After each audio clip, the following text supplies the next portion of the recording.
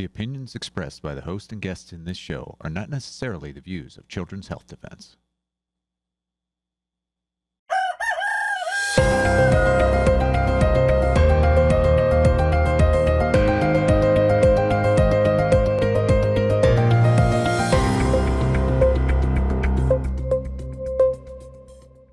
Good morning, Ph.D. It is Sunday, the 22nd of March, 2026, and welcome to This Week with Mary Holland, President of Children's Health Defense, and myself, Polly Tommy. Right, let's get on with the first article, Mary. It's in the Defender. Federal court blocks ACIP meeting and changes to childhood vaccine schedule. A federal court in Boston blocked a key government vaccine advisory committee from holding its scheduled meeting this week and paused changes the committee made to vaccine recommendations under US Health Secretary Robert F. Kennedy Jr. HHS said it looks forward to the judge's decision being overturned. Well, Mary, this has caused quite a lot of alarm amongst our community, but we have had various people on during the week to discuss it. But what's your take on this? Well, this decision came out on Monday, Polly, and it was very disappointing to us. We, as Children's Health Defense, actually did submit a friend of the court brief. It was not reflected in the judge's decision. He put a stay, essentially, on everything Secretary Kennedy has done in the vaccine area. He disbanded the advisory committee. He suspended the recommendation about hepatitis B. And he suspended the changes from 17 to 11 vaccines that are universally recommended. It's a stay. It's not an injunction, meaning it's not an absolute sort of, it's a pause, but it has the effect of really causing a lot of a lot of confusion. So the ACIP meeting that was scheduled to talk about the COVID vaccine injuries and the COVID vaccines for this past week was canceled. So it's very disruptive, Polly. We really do think it's a bad decision. This judge already has been overruled by the Supreme Court 7-2 for failing to follow their instructions. He was nominated and confirmed at the very end of the Biden administration. So we think that HHS is going to appeal, but this was very disappointing. We, Polly, Children's Health Defense, in our case against the American Academy of Pediatrics, that we believe is really harming children and has been doing so for 20 years. Our case is still going on in a DC federal court against ACIP, and we tried to intervene in AAP's case against Secretary Kennedy. We weren't allowed to do that, but we put in a friend of the court brief, but we will be appealing the decision not to let us intervene because the AAP members are merely inconvenienced and maybe will lose a little bit of revenue from Secretary Kennedy's changes, but it's not life or death for them. The plaintiffs in our case, it is literally life and death. 3 babies or young children died by following the AAP's recommendations. Those are the lead plaintiffs in our case against the AAP. 2 pediatricians lost their licenses because of AAP guidance. Those are the people who have real harm from these policies. So we're moving forward in our work against the AAP because we do believe that they are harming children, and we can't stand for that. So this was disappointing, but it's not over. No, it's not over. And to the people out there, stay tuned to the Defender, CHD TV, and our social media, and we'll keep you updated as things happen. All right, Michael Nevadakis in the Defender. Will ruling against Robert F. Kennedy Jr.'s vaccine policies stand? Legal experts weigh in. Monday's federal court ruling that blocked changes to vaccine recommendations and other actions taken by US Health Secretary Robert F. Kennedy Jr.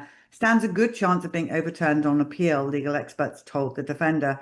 We do not believe this order will stand, Attorney Rick Jaffe said. And of course, we had him on CHD during the week.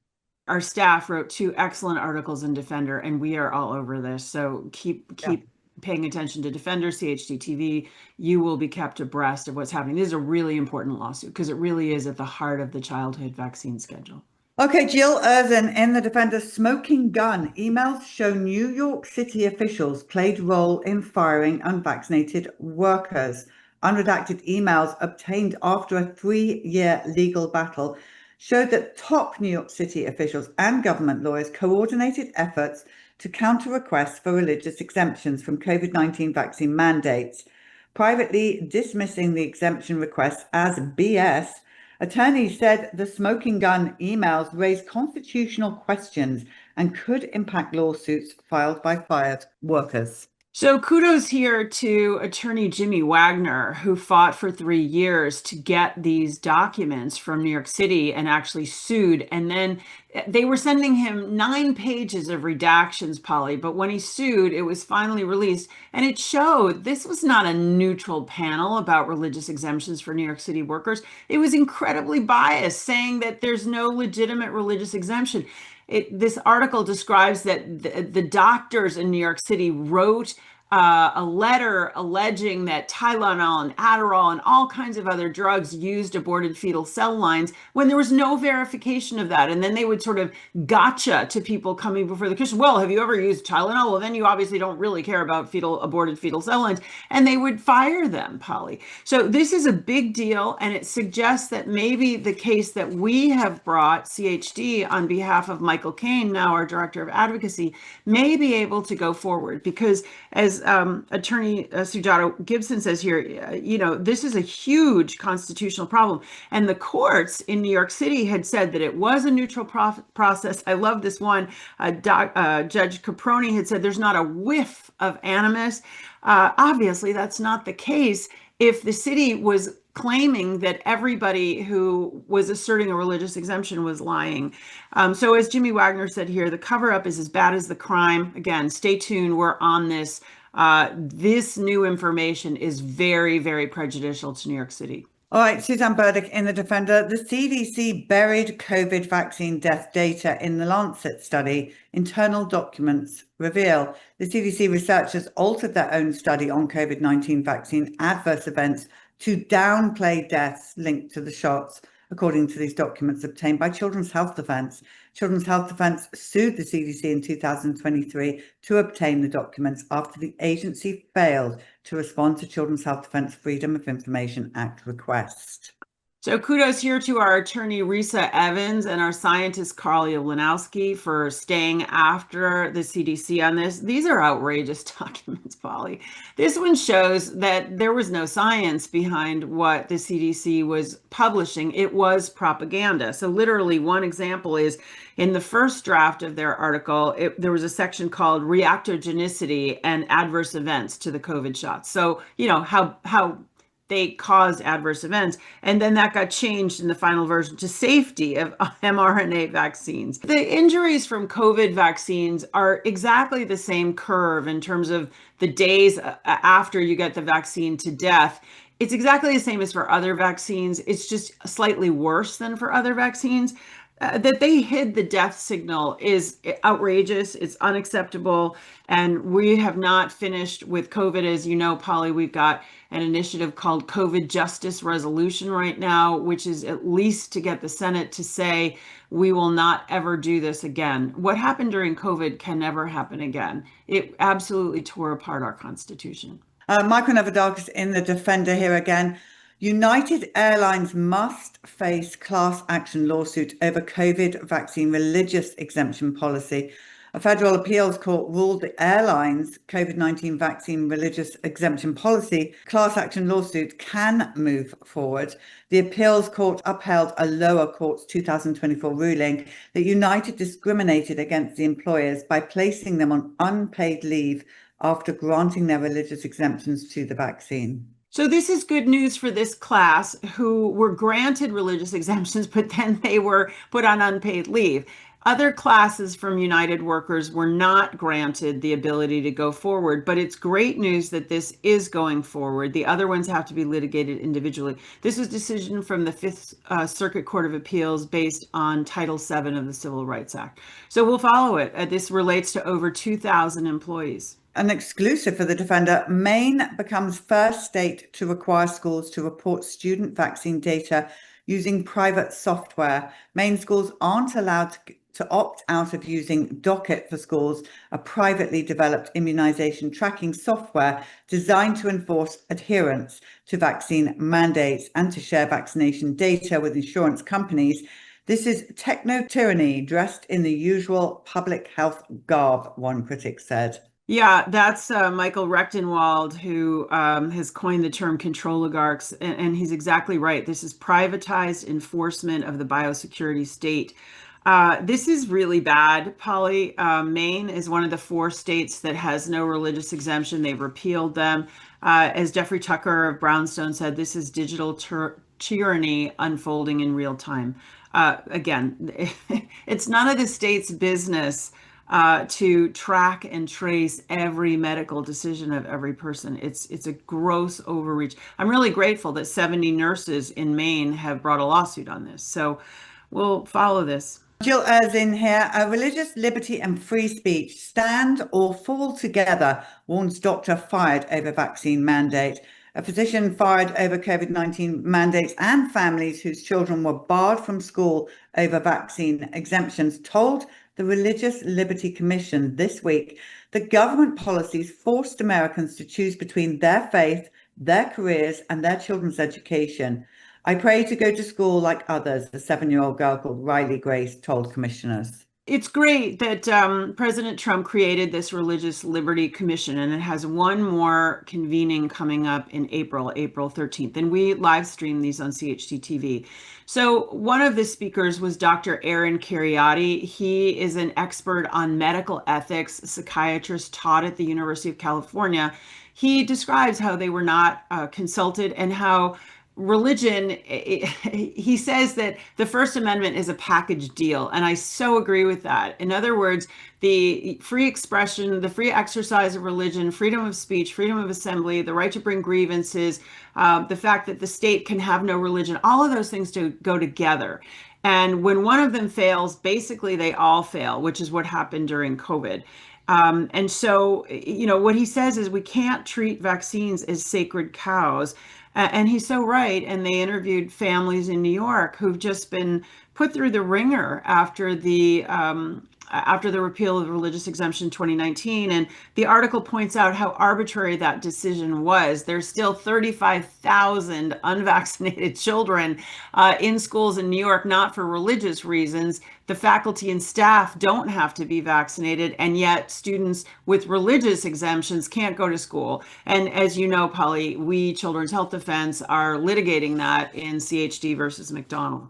And it's critical because this truly is punishing people for their faith. Brenda Belletti here. CDC to consider new ICD-10 medical code for COVID vaccine injuries. A new proposal before the CDC could lead the agency to create official medical codes for COVID-19 vaccine-related injuries.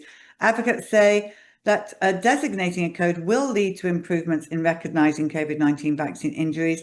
More funding is needed for research and better patient care. So this is long overdue, but this is great news, Polly. The people who've suffered severe COVID vaccine injury, and we know that there are millions of them, have not been able to get adequate care, even though over 4,000 studies have been done on COVID vaccine injury. And the article actually shocked me. I didn't know this, that money and a code were designated for long COVID, the idea that you get the disease COVID and it continues.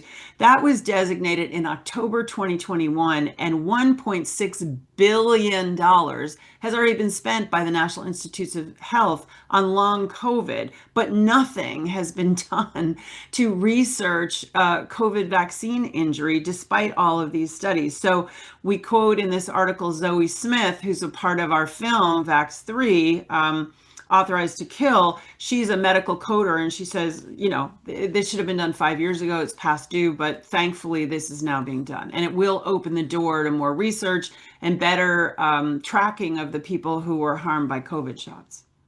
Zoe is doing remarkably well, isn't she? She's doing a great job. Kudos to Zoe. Yeah, 100%. Okay, so this is Garvey or Gavi, whichever way you want to say it, on X. And now I have to say, Mary, before I read this out, I'm watching the World Health Organization. Both the World Health Organization and Garvey are absolutely losing their minds on social media. But anyway, this is Garvey, and it says here, scientists are investigating how to turn mosquitoes into flying vaccines to target deadly viruses like the Nipah and rabies at their source. Vaccinating bats in the wild could prevent outbreaks while protecting bats and the ecosystems they support. bat colonies live in places humans can't reach. Using mosquitoes as fly syringes could be a solution. Just about everything I can think of will go wrong. I can't even. It's outrageous, Polly. The good news is that the U.S. is no longer funding the World Health Organization. The Bill and Melinda Gates Foundation is going down fast.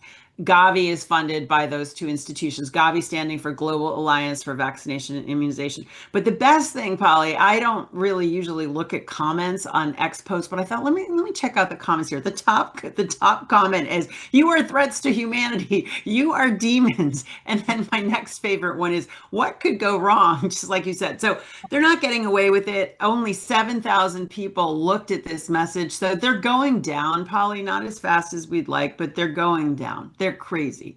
They are going down, but we do like to highlight these things of Yes.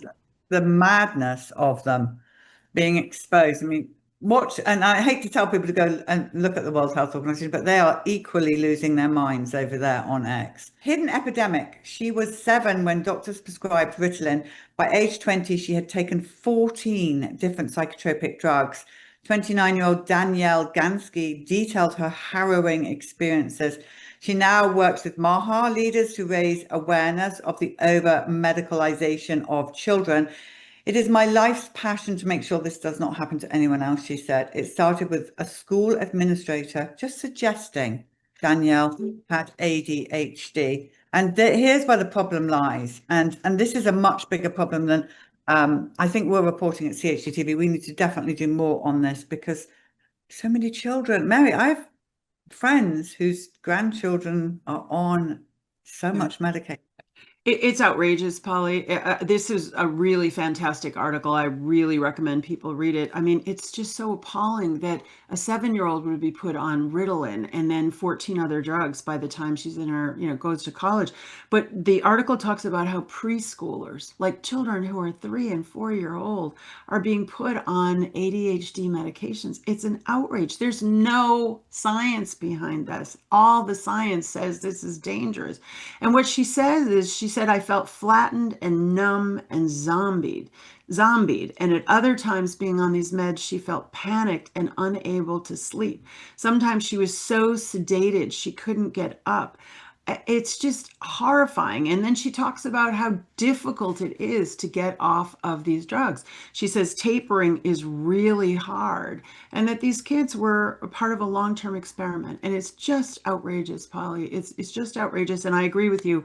I think over-medicalization was one of the identified issues that the Make America Healthy Again movement had to deal with. And we should be doing more about this over-medicalization with psych drugs of children because it was pervasive and it's still pervasive. And if you have a story on that subject, contact us at either the Defender or CHD TV, and we will run your story because it's so important. And while we're talking about stories, Mary, during the week we had this amazing lady on who talked about her son with mold poisoning. Yes, we have been inundated with emails. Good. Yes, and I've been encouraging, yes, we need to cover that too, especially it seems like in colleges, Polly, there's a lot of mold in these dorms and these kids can literally kind of go nutty, right? It's like a panda thing.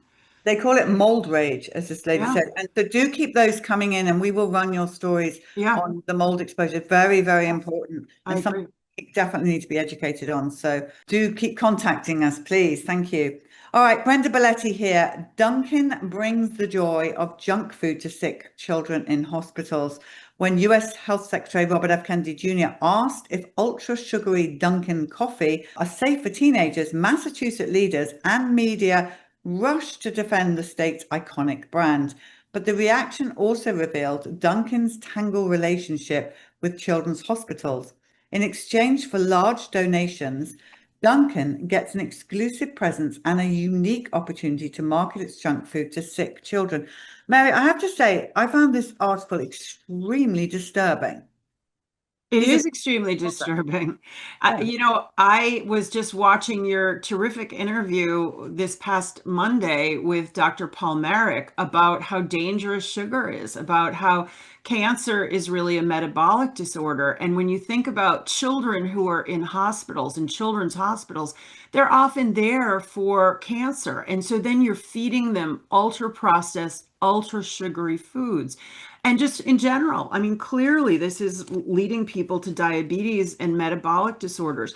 So in the article, it says it's 165 grams of sugar. So a gram of sugar is 4 calories. So that's a 660 calorie sugar drink, Polly. It's truly empty calories. One of the labels that's in this article, what's in the donuts at Dunkin' Donuts, it is ultimately ultra processed. It's like 40 ingredients of additives and all kinds of things that are, industrial oils and sugar. It's not food. It's an addictive food-like substance.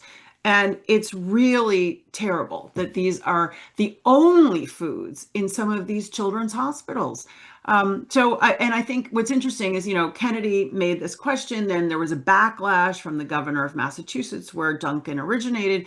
And I think as Dr. Michelle Pirro, a wonderful pediatrician who's often on CHD TV, she said, the backlash says more about corporate power than public health. And I think that's exactly right. This is just corporate power. Washington Post said in defense of sugar.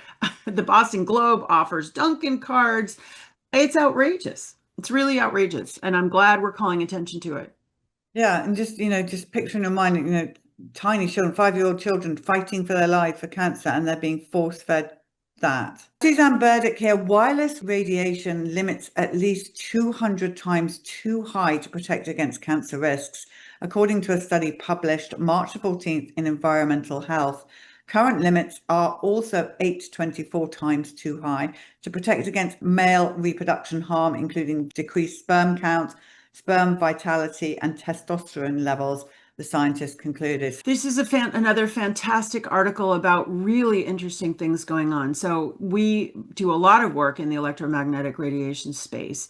And the FCC, the Federal Communications Commission, and the international kind of equivalent, they are basing their non-recommendations for health on studies from the 1980s policy, 1980s, when we were talking about 2G and 3G.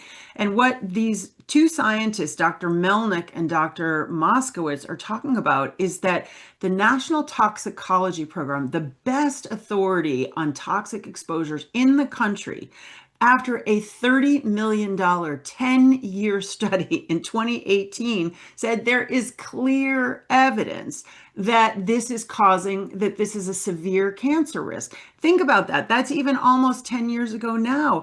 So these doctors or these Ph.D. scientists are following Environmental Protection Agency methodologies. There's nothing out of the ordinary about what they're doing. And they're telling us it's causing cancer. And again, going back to your interview with Dr. Merrick on Monday, men face a 1 in 2 person risk to get cancer. Women face a 1 in 3 person risk. Like, we have got to get over this. And as our director of this program, Miriam Eckenfeld, says, we want the Federal Communications Commission to just pause and reevaluate what they're doing.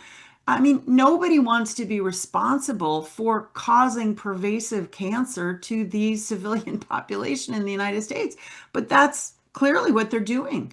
If their recommendations are 200 times off, not 200%, 200 times off, this is really, really, it's kind of unfathomable, Polly. Yeah, Dr. Merrick's interview was kind of outstanding. I mean, 1 in 2 males, 1 in 3 women. I mean, this should be priority. Yeah, so I mean, food, vaccines, electromagnetic radiation, geoengineering, these are the things that we're focused on. And all of these things can contribute to cancer risk. All of them clearly can contribute to cancer risk. And so I'm glad that we're, telling people what we think is the truth about these issues so that they can make intelligent decisions for themselves and their families and their young children especially. Well, what's so infuriating when Robert F. Kennedy Jr. tries to just stop a Dunkin' Donut sugary drink because he doesn't want you all to get sick, the backlash on that. I mean, come on, everybody. If you've been drinking Dunkin' Donuts, for example, and you didn't know, now you know. So when you know, you do better. I mean, we all do it. And he's, as he said, the governor, Maura Healey, says, come and take it, sort of with swagger. And he's like, I'm not taking anybody's Dunkin' Donuts away, but shouldn't we at least be asking the question whether Dunkin' Donuts and Starbucks with their ultra processed sugary foods are helping or hurting? I mean, obviously, if children are waking up or teenagers and they're drinking caffeine and sugar, that's it, caffeine and sugar, and like 500 calories worth of sugar, like, is that good for people? It's obvious, like, that's not a good thing. No. Sorry. I think it's super important, and I think we need to do more on food, and having Dr. Marrick's inspired me. Yes. I mean, since that interview, I've cut a lot of stuff out, Mary. I mean, come on, once you know again, you do better. You just think, okay, maybe I won't have so much of that or that or that. Yeah. Anyway, well, let's talk about weight loss here with Brenda Belletti. Well, I think it does follow actually from our conversation. Yeah, because we are as a nation overweight, and it is a serious concern. This one's another shocker. I'm sorry, I'm getting ahead of you. Well, let's read this out. Maker of Ozempic and Wegovy failed to report strokes and suicidal tendencies and deaths. So the FDA reprimanded Novo Nordisk for serious violations in failing to report serious side effects tied to its blockbuster GLP-1 drugs, including Ozempic and Wegovy. Investigators said the companies didn't report cases involving stroke, suicide, and patients' deaths, raising concerns about systematic problems in its drug safety monitoring. Polly, in my mind, this is white collar crime. I mean, this is absolutely criminal when they don't disclose that their product causes death. So you can't even find that out. So this is such a shocking article. Apparently 31 million adults in the United States today are on one of these GLP-1 drugs. 1 in 8 people, 31 million, and apparently 1 in 5 adults has tried them, 20% of the adult population, and they cause strokes, deaths, and suicidal ideation. And I always think that suicidal ideation, Polly, is actually sort of a euphemism for what could be homicidal ideation. Like, you want to kill somebody, you're that sort of crazed.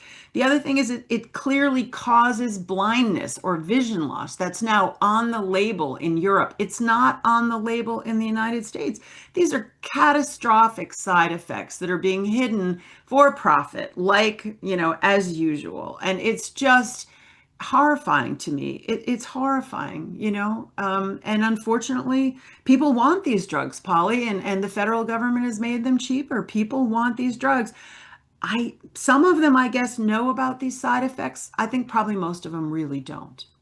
Yeah, and also people are desperate. They're desperate to lose weight. And I think we've got so many issues right now. Food, really good food, meat. I was just talking to Matthew about this a second ago. So expensive right now. I know. So I get it. It's just not the way, people. Yeah. No, this is not the way. I'm not saying it's easy to lose weight. It's not. It's hard. The thing that's worst about this to me, Polly, is who knows what are going to be the health risks for the people who they tell you that you have to stay on this for life. Who knows what's going to happen to those people in 10 years? Novo Nordisk doesn't know. It's, again, just like the girl that we just talked about being put on psych drugs. This is a massive public experiment. To me, it's really, it's just tragic. It's another tragedy that medicine is perpetrating. And it's just so tragic because really, we all want to be able to trust someone when we have a health problem. We really do. It's just like if you have a problem in faith, you want to be able to trust your faith leader. And, the sad reality is not everybody's trustworthy, not in government, not in churches or synagogues or mosques or temples, and not in medicine. And that's just the reality. It is reality. Well, that's on news. But listen, everybody, tomorrow we have an absolute exclusive with Dr. Suzanne Humphreys coming on CHD TV to talk about the measles in Israel. And she's very passionate about this. So tomorrow we're going to have a whole hour CHD TV, Good Morning CHD TV, with Dr. Suzanne. And she's done a lot of research on this, so you're not going to want to miss that. Great. So onwards we go at Children's Health Defence. Thank you to all of you who support us and share our programs and our Defender articles and our science, our legal, our EMR department. All good stuff happening, even though sometimes the news may appear like it's not. Mary and I just expose the baddies every single week and celebrate the goodies. And So celebrate the goodies. And there's Yeah. always a lot of goodies. We can't forget that. There's always good news as much as there is bad news still. Yeah, absolutely. Well, for Mary and I, pray big, stand firm, never settle. And Mary and I will see you next Sunday. Thanks, Polly. Thanks, everybody. Look at the relationship between the United Nations and the World Economic Forum, the WEFers, right? The so-called public-private partnership. It was the United Nations responsible for the passing of what's called the Environmental Modification Treaty of 1977, 1978, the same year that the movie Star Wars came out, the first Star Wars, 1977. And the ENMOD, the Environmental Modification Treaty, forbade the use of geoengineering for military purposes, but left open a very large loophole if we're going to modify the weather and the climate for peaceable purposes, for the good of humans, the benefit of planet Earth, like, let's say, in the face of, catastrophic climate change caused by human greenhouse gas emissions, then geoengineering is just fine, according to this treaty in 1977, passed by the United Nations and with all of the national signatories on it. So then the United Nations partners with the World Economic Forum, and we might call this, Polly, a globalist transhumanist endeavor. I think maybe that's a nice little three-word phrase to capture all of the players under a single umbrella. This is a globalist transhuman project, geoengineering. Very similar, as Paul says, to that COVID-topian moment of 6 years we all had to live through. Yeah, I kind of thinking there's a depopulation agenda going on big time here with everything that we're hearing at PhD. Well, and again, Catherine Austin Fitts, I think, is very, very clear about this. Look, if you've got bills to pay and a growing exponential mountain of debt and expectations from the populace of playing golf and having a lot of money to spend in their retirement, well, you have a couple of options. You can go bankrupt, or you can reduce the number of people who really are going to be around for that. Yeah, and I mean, to build on that too, Catherine Austin Fitts, she's talked a lot about like this control grid surveillance apparatus, which seems to be it's being developed in so many ways. And she talked a lot about like financing and when I was at the conference in Texas, by the way, shout out to Ph.D. Moment of Truth. Incredible time. I had an absolute blast there, and it was great to meet you there, Polly, by the way. But she was talking about they're building a surveillance grid in a cashless society. And it's kind of, once again, you're talking about who. It's like it's the same group of people. It's like the PayPal mafia. It's the Peter Thiels of the world. It's the Elon Musks. And those are just the names, kind of like Augustus Dorico. Those are just the names of the people that I can pull from, right? When you start to dive into this, and you're like, who are we talking about? It's really hard to figure out who we're talking about, but you start to see their mark, and it shows up everywhere because they are using the same tactics for basically everything. To draw the connection to Dorico, Dorico actually, to get the seed money needed to start his cloud seeding company, Rainmaker, he actually got the money from Peter Thiel Fellowship. He was awarded $200,000 to drop out of college and to go and pursue this vision that he had, or this maybe was given to him. I don't know exactly how he figured out he wanted to do it, but nonetheless, like, you can start to, we can make all those connections, right? Like everybody keeps talking about Peter Thiel and Palantir, and then you start getting into the Vanguard and BlackRock, and it's like, okay, who is it? Who are we talking about? Palantir helped fund Rainmaker and Peter Thiel, absolutely. On our resources page at ourgeoengineeringage.org, we have a very short list of selected books that help answer this question, Polly.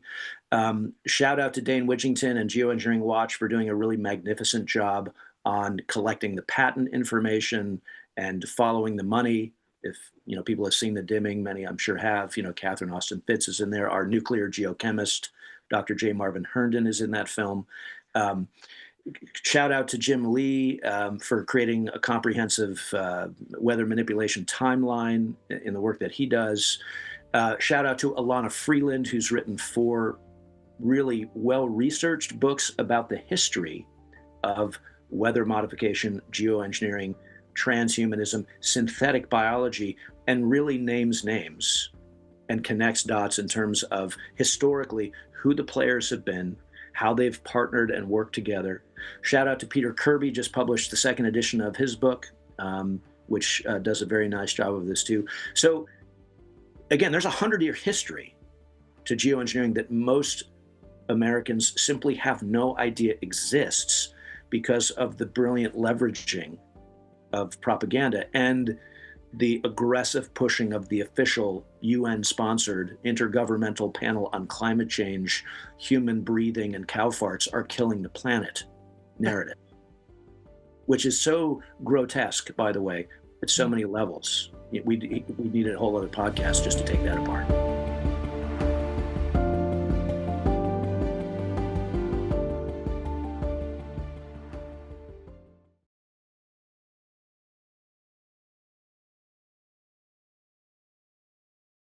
Okay, we're live.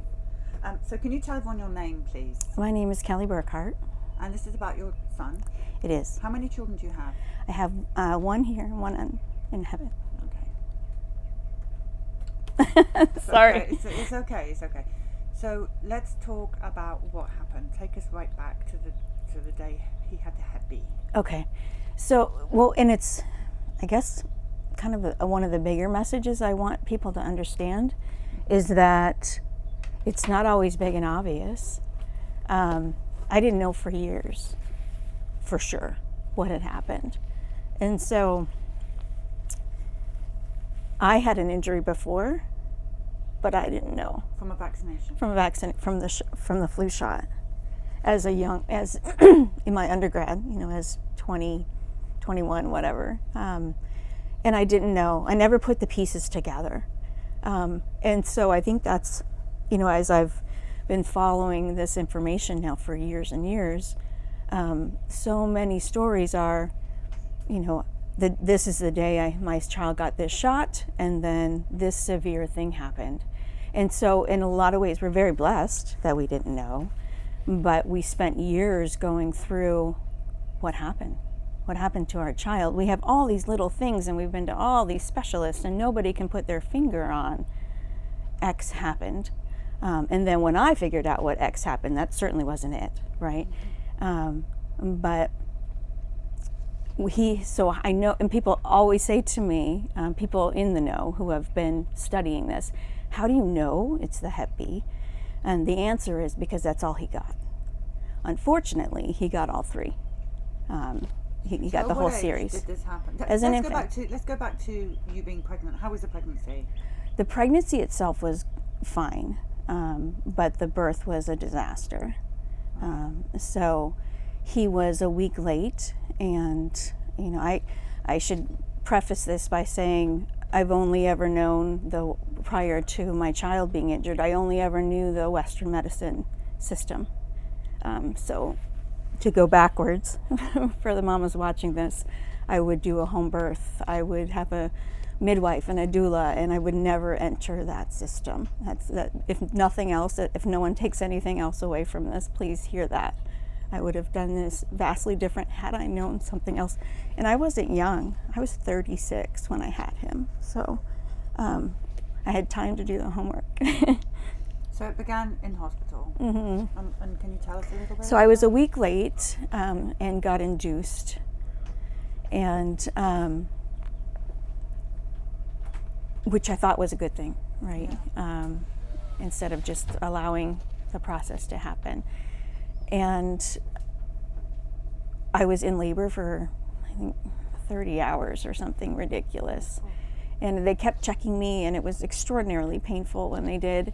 And they never did an ultrasound when I came in, which is weird. I was there for 30 hours. But even though I was not a young mom, I was a new mom, right? I went to the classes and all those things, but they still didn't, I didn't know what to expect. You're very vulnerable in those moments. And so there was, all of a sudden it was an emergency, and he's breech. Now, after 30 hours, we know he's breech, and we have to do an emergency C-section. And my doctor wasn't there. So I said, no, get away from me, you know. When's my doctor going to be here? And will he be okay until then? And you're fired, basically. Get out. You know, you've put me through all this for these hours, and I don't trust you. You're not cutting me open. So my doctor came quickly, and she said the same thing, and they did an emergency C-section. Okay, how was he when he was born? So his APGAR scores were 9s, and supposedly he was fine. But he had severe torticollis of the neck, and he was tongue-tied, which, you know, looking back, I'm like, oh, I should have seen the signs early on. So his scores were 9, but he wasn't, you know, he didn't see the whole left side of his body, and we started physical therapy at 2 months old and speech therapy not that long after. And it wasn't until we went through so many trying to figure out what it was. And I should tell you that I have always worked with children, and I have worked with children who have cerebral palsy. And even though it was right in front of my face, I didn't see it, because the children that I had worked with who had cerebral palsy, as a young person, I was 18 working in a summer program for kids who had different medical issues. They were wheelchair bound, and they didn't speak, and all of that. So you thought he had cerebral palsy as soon as he was born? No, I didn't. I knew something was wrong, but I didn't know what. And so he didn't have cerebral palsy at birth? No, he didn't. So thank you for making that clear. But they give that Hep B shot while you're still there. So I had an emergency C-section. I'm drugged up.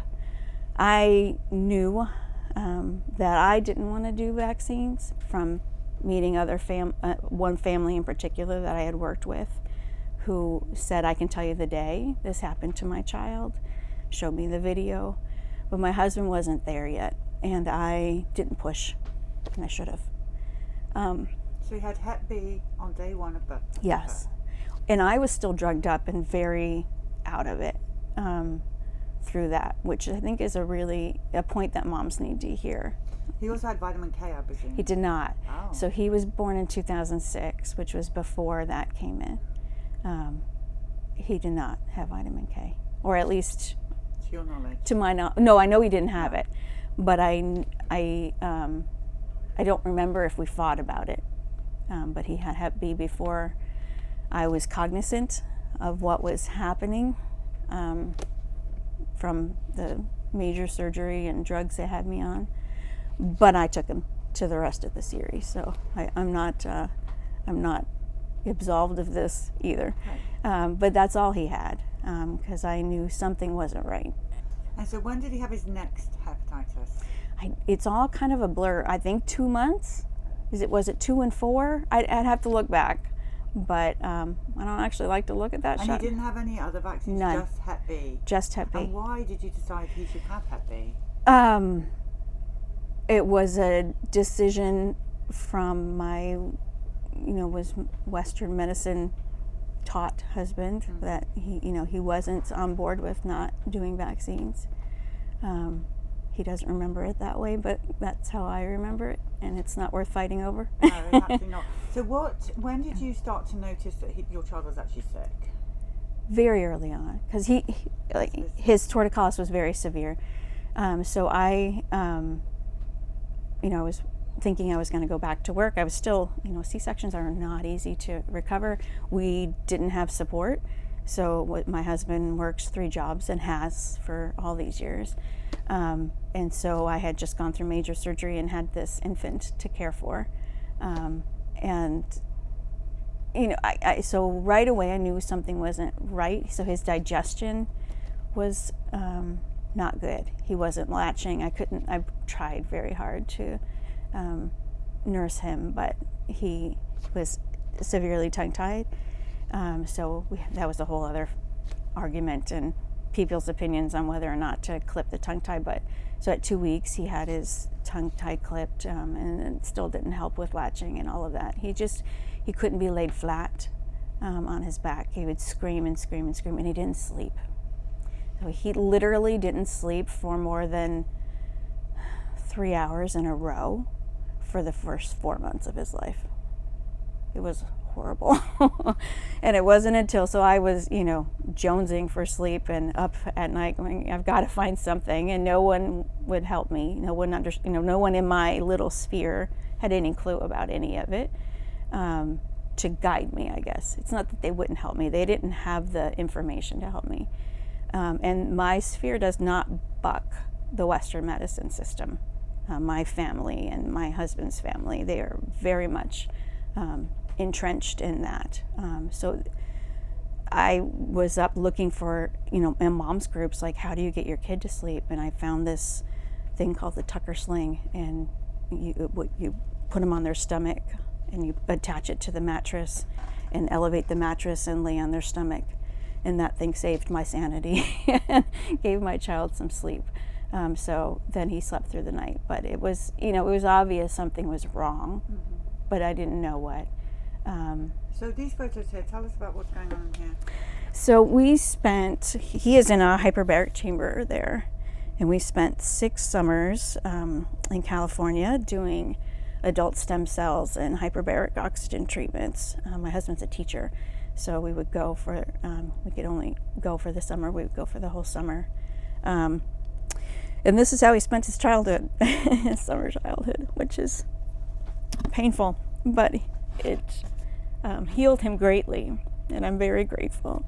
So he had 7 stem cell procedures, which I don't recommend now, and I'll go into in a minute, but I'm so very blessed that our situation predated the mRNA shots, because it was umbilical cord stem cells that, and then he had 1 bone marrow stem cell procedure, which I also don't recommend, and then he had adipose from his own fat, which was the last one. And probably if I would have understood that process, we would have done that earlier on, and it probably would have made a difference. The first 2, so his GI system was broken.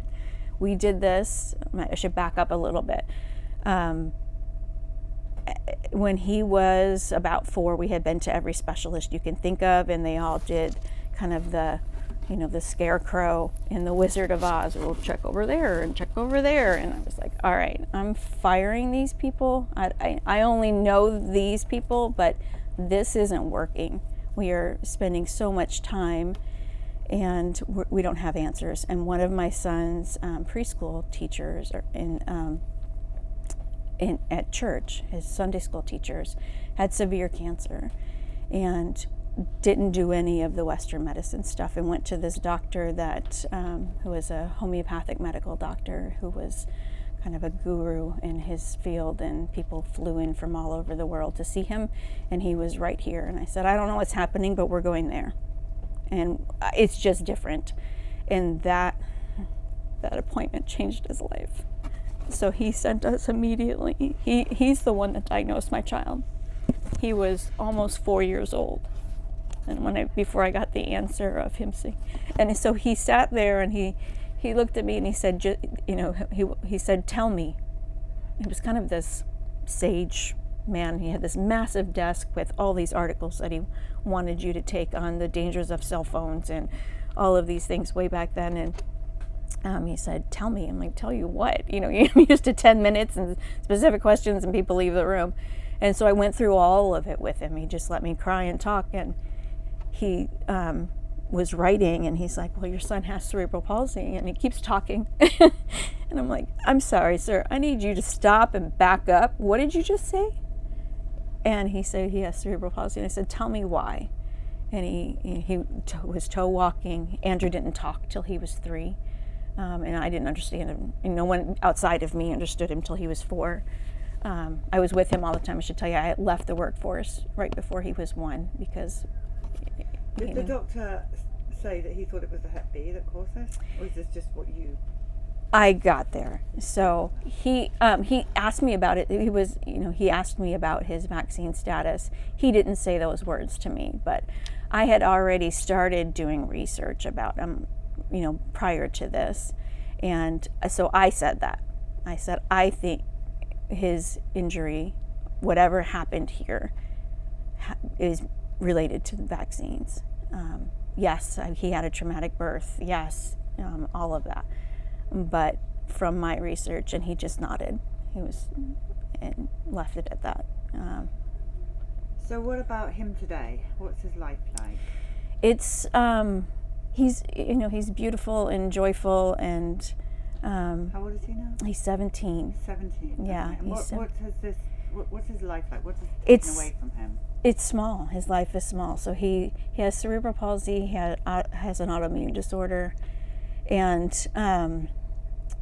he's very, I'm sure we could put a label on it, but he's extremely hypersensitivity disorder, chemical sensitive, whatever. But he's extremely sensitive to chemicals.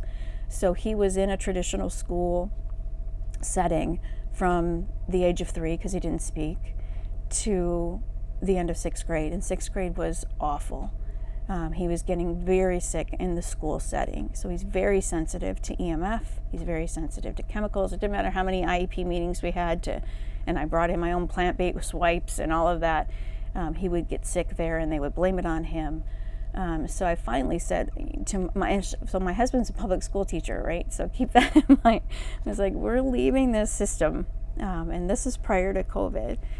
So in a way, that was a blessing, in a lot of it. So I could control. I took the smart meter off the house. I have a whole home water filter system on the home. So I'm trying to control his environment, and as long as his environment's controlled, he's functional, right? He can get through the day. Educationally, he's behind, and we'll get him there. He's way advanced in some areas, and everything related to language, because he didn't speak for so many years. He needs some extra support. Does he ever talk about his injuries to you? Not much. So I watch Ph.D. TV, and I watch The High Wire and all of that. So he hears it, and he will talk about, he will be driving in the car and sees the chemtrails and all of that. So he understands it, and we hear people getting very ill and things that have happened to family members and beyond. And he'll say, "Gee, Mom, why do you think that is?" Meaning the shots. But he's just said that he forgives me. So, sorry. He knows his life is hard. This is not how children want to spend their summers, right? And I should say, the piece that was interesting is our lives have been small, prior to COVID. So what everybody went through in COVID, I was kind of like, oh, now look at the rest of the world is living what we've lived. He had to stay away from the public for 6 weeks every year after these treatments. So the stem cells could work their magic. Things are financially hard. So I should tell you that we left the Western medicine system that day. And the naturopathic doctor sent us to a chiropractor who's a craniopath, who does craniosacral, who's been integral in Andrew's healing as well. And so we've been paying out of pocket completely, like $1,000 a month. And then each summer was like $20,000 for almost 14 years on the salary of a school teacher, because I had to leave the workforce. And an Arizona school teacher, we were paid very, very low.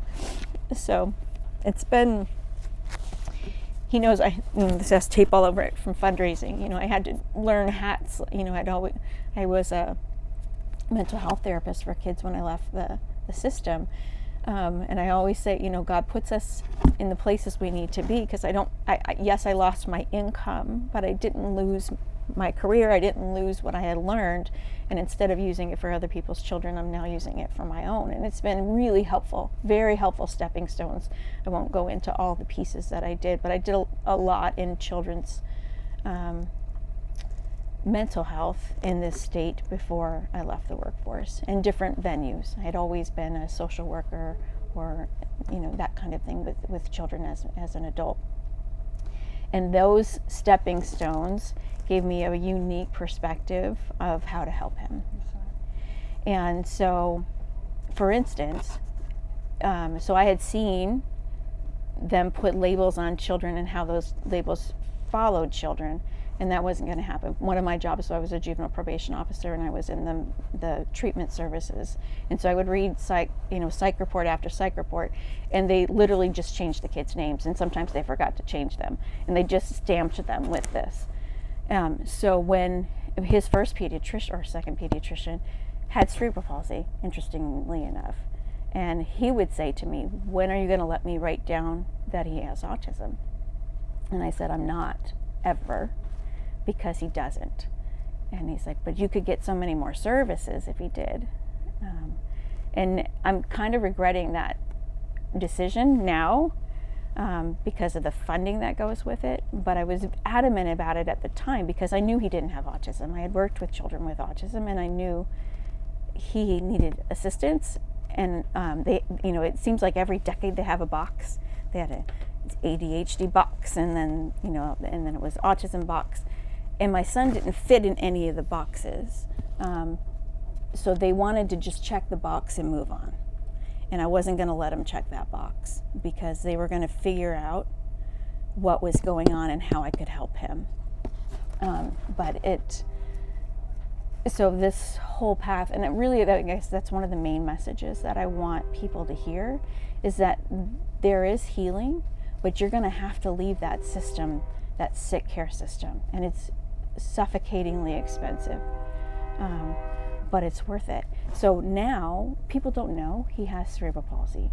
They know that he has a sweetheart and that he's younger than his peers in some ways. He's trying to think of the best way to say it where it doesn't sound like I'm putting somebody else. He's different. He's more pure. He's all love. Childlike. Yes, he's childlike and all love. So they know that, but if he were to be here today, he would walk up those stairs without issues. There are still physical issues. I think he has POTS. So we're addressing those pieces. But to go back to his life, it's very, very small. So it's in our house. His life is in our house. Well, thank you for the story and everything you've been through and warning people as well. We appreciate that. You did say you had some other things you wanted to talk about. I just wanted,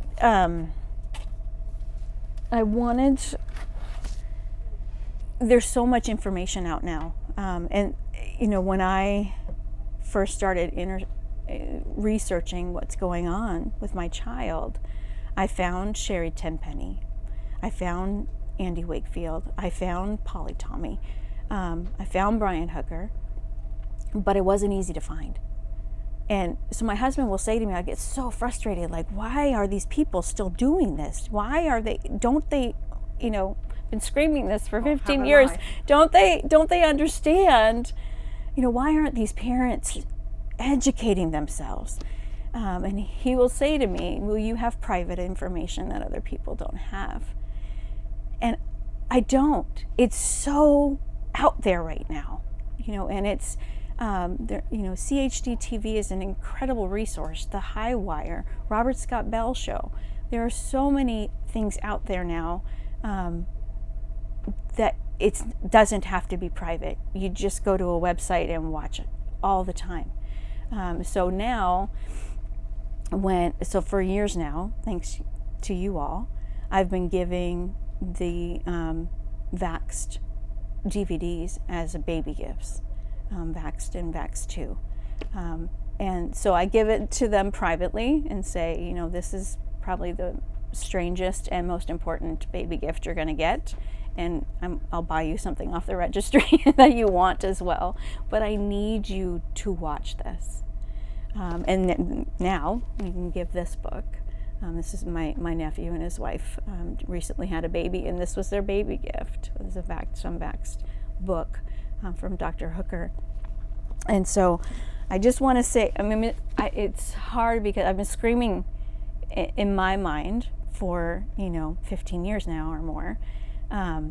But I have to scream from my living room because I'm my son's caregiver and our worlds are small. So mamas, get these books. Read them. Don't don't make your life small. Don't make your child's life small. Don't do better than I did.